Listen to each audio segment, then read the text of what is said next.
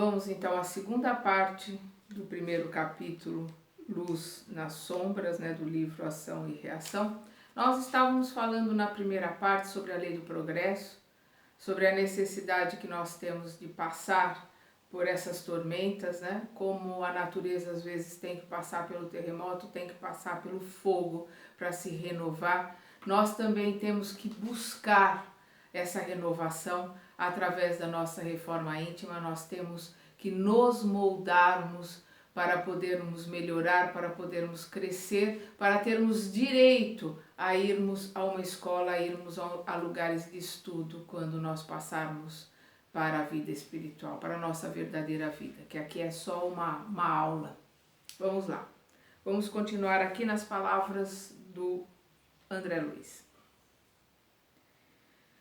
A atormentada expectação baixara sobre nós quando Hilário considerou: se as almas encarnadas pudessem morrer no corpo alguns dias por ano, não à maneira do sono físico em que se refazem, mas com plena consciência da vida que as espera.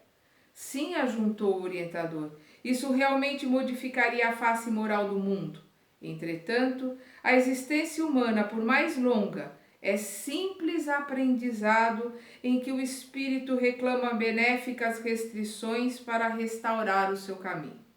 Usando nova máquina fisiológica, entre os semelhantes deve atender à renovação que lhe diz respeito, e isso exige a centralização de suas forças mentais na experiência terrena, a que transitoriamente se afeiçoa. A palavra fluente e sábia do instrutor era para nós motivo de singular encantamento, e porque me supunha no dever de aproveitar os minutos, ponderava em silêncio de mim para comigo, quanto à qualidade das almas desencarnadas que sofriam a pressão da tormenta exterior. Druso percebeu minha indagação mental e sorriu, como a esperar por minha pergunta clara e positiva. Instado pela força de seu olhar, observei, respeitoso: diante do espetáculo penoso a que nos é dado assistir, somos naturalmente constrangidos a pensar na procedência dos que experimentam mergulho nesse torvelinho de horror. São delinquentes comuns ou criminosos acusados de grandes faltas? Encontraríamos por aí seres primitivos como os nossos indígenas, por exemplo? A resposta do amigo não se fez esperar. Tais inquirições, disse ele, quando de minha vinda para cá me assomaram igualmente a cabeça. Há 50 anos sucessivos estou neste refúgio de socorro, oração e esperança. Penetrei os umbrais desta casa como enfermo grave, após o desligamento do corpo terrestre. Encontrei aqui um hospital e uma escola. Amparado, passei a estudar minha nova situação, anelando servir. Fui padioleiro, cooperador da limpeza, enfermeiro, professor, magnetizador, até que de alguns anos para cá recebi jubilosamente o encargo de orientar a instituição sobre o comando positivo dos instrutores que nos dirigem.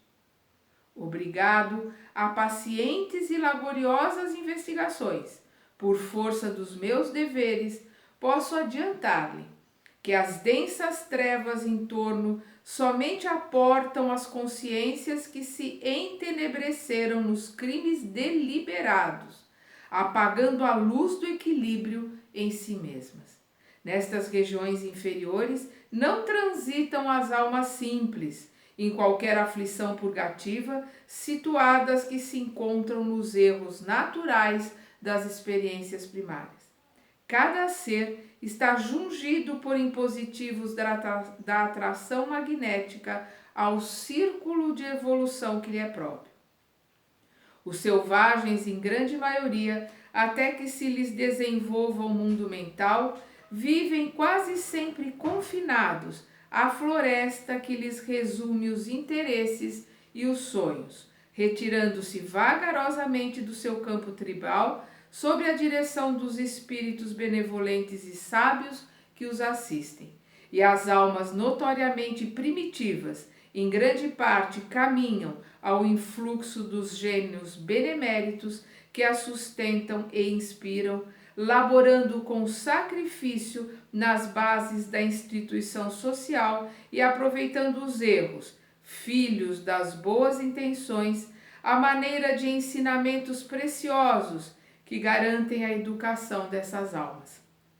Assegure-los assim, que nas zonas infernais propriamente ditas apenas residem aquelas mentes que, conhecendo as responsabilidades morais que lhes competiam, delas se ausentaram deliberadamente, com o louco propósito de ludibriarem o próprio Deus. O inferno, a rigor, pode ser desse modo definido como vasto campo de desequilíbrio, estabelecido pela maldade calculada, nascido da cegueira voluntária e da perversidade completa.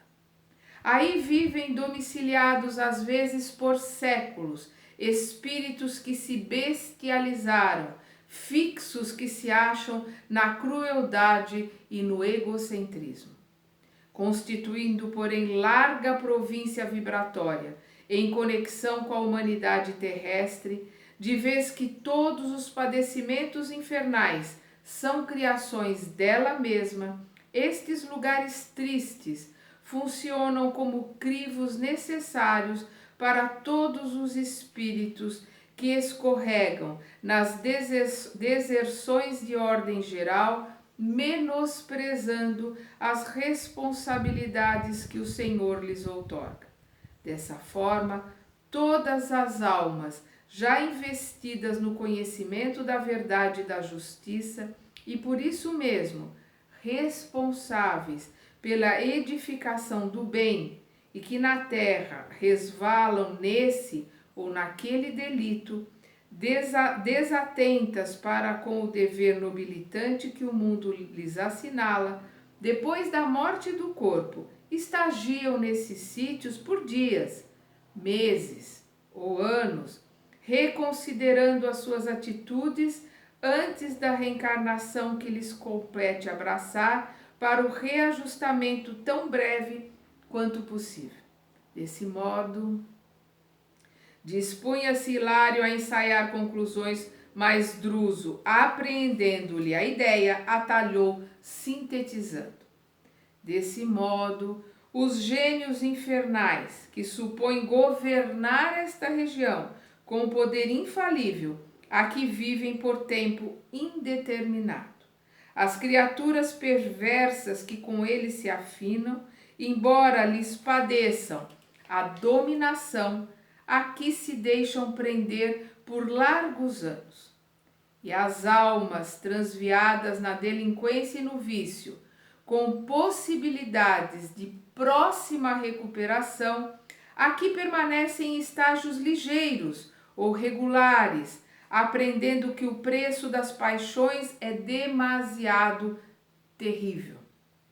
Para as criaturas desencarnadas desse último tipo, que passam a sofrer o arrependimento e o remorso, a dilaceração e a dor, apesar de não totalmente livres das complexidades escuras com que se arrojaram as trevas, as casas de fraternidade e assistência como estas funcionam, ativas e diligentes, acolhendo-as quanto possível e habilitando-as para o retorno às experiências de natureza expiatória na carne. Lembrando sempre, aqueles que estão se arrependendo, aqueles que estão entrando no remorso. Vamos lembrar que o remorso não leva a nada, o remorso faz parte do ego, faz parte da vaidade, né? Olha como eu, né, o suprassumo do suprassumo, estou sofrendo porque fiz algo errado, então eu já estou pagando o meu erro porque estou sofrendo. Então é o ápice do orgulho e da vaidade. Mas o remorso às vezes é o começo para que se possa passar para o segundo passo, que é o arrependimento. Então, a hora que entra o arrependimento e a dor, é o que ele está colocando aqui, essas casas podem acolher para começar a ajudar esses espíritos que estão se arrependendo, para começarem a se preparar para a ressarcir aqueles a quem fizeram mal. começar a sua trajetória de mudança, de aprendizado, esclarecimento. Lembrava-me do tempo em que perlustrara por minha vez, semiconsciente e conturbado, os trilhos da sombra. Vamos lembrar lá o começo do nosso lar, né? Que André Luiz ficou 8 anos no umbral, no caso dele, no Vale dos Suicidas. Quando de meu desligamento do veículo físico, confrontando meus próprios estados mentais do passado e do presente, quando o orientador prosseguiu. Segundo, é fácil reconhecer se a treva é a moldura que imprime destaque à luz, o inferno, como região de sofrimento e desarmonia, é perfeitamente cabível, representando um estabelecimento justo de filtragem do espírito a caminho da vida superior. Todos os lugares infernais surgem, vivem e desaparecem com a aprovação do Senhor, que tolera semelhantes criações das almas humanas como um pai que suporta as chagas adquiridas pelos seus filhos e que se vale delas para ajudá-los a valorizar a saúde.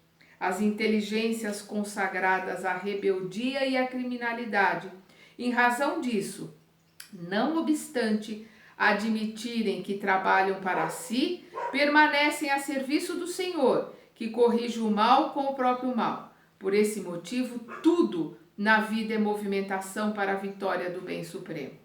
Druso ia prosseguir, mas invisível campainha vibrou no ar e, mostrando-se alertado pela imposição das horas, levantou-se e disse-nos simplesmente: amigos, chegou o instante de nossa conversação com os internados que já se revelam pacificados e lúcidos. Dedicamos algumas horas, 2 vezes por semana, a semelhante mistério. Erguemo-nos sem divergir e acompanhamo-lo prestamente. Então, o que nós vemos aqui é o que a gente vê em todos os livros do André Luiz e nos livros da codificação. Indiretamente, o mal sempre trabalha para o bem. Então, como nós vemos aqui, essas criações infernais, essas criações dolorosas, monstruosas, são frutos da mente humana. Somos nós que, ao criarmos, né, as nossas ideias, os nossos sentimentos, os nossos pensamentos, as nossas palavras, a hora que nós criamos, nós materializamos. E a hora que nós materializamos, nós passamos a viver em sintonia com aquilo que nós materializamos. Ao desencarnarmos, vamos continuar com essa sintonia. Então, quem está quebrando as leis de Deus, através do assassinato, através de impingir a dor e o sofrimento aos outros, ele, a hora que desencarnar, vai estar envolto ali daqueles espíritos que estão no direito de serem seus algozes, porque sofreram na sua mão. Vai estar ali nas mãos daqueles que foram enganados por eles e vai estar ali junto das suas criações mentais e das suas vibrações. Isto é o inferno. O inferno é criado por nós. Somos nós os criadores do inferno. E somos nós, através da nossa vontade, do nosso esforço, que podemos limpar esse inferno que nós criamos, para que tenhamos condições de começar a subir e adentrar para lugares mais bonitos, lugares mais iluminados, onde irmãos mais esclarecidos e amorosos vão nos dar as mãos para que possamos subir, começar a aprender, começar a melhorar, para assim que for possível, a gente poder olhar para baixo onde nós estávamos e estender as nossas mãos para aqueles que continuam lá e que fazem parte da nossa família, do nosso núcleo, né, de consanguíneo ou não, mas fazem parte da nossa família espiritual, possamos dar a mão para eles e os puxá-los também da mesma forma que fomos puxados, e assim a gente faz uma corrente que vai ao infinito. Nós somos eternos para aprender, para crescer, para melhorar, para estudar. E se passarmos séculos e séculos, milhares e milhares de anos indo e vindo, Deus espera até que a gente acorde e realmente queira voltar para a casa do Pai com os nossos próprios pés, pela nossa vontade. Vamos então estudar o 2º capítulo desta obra.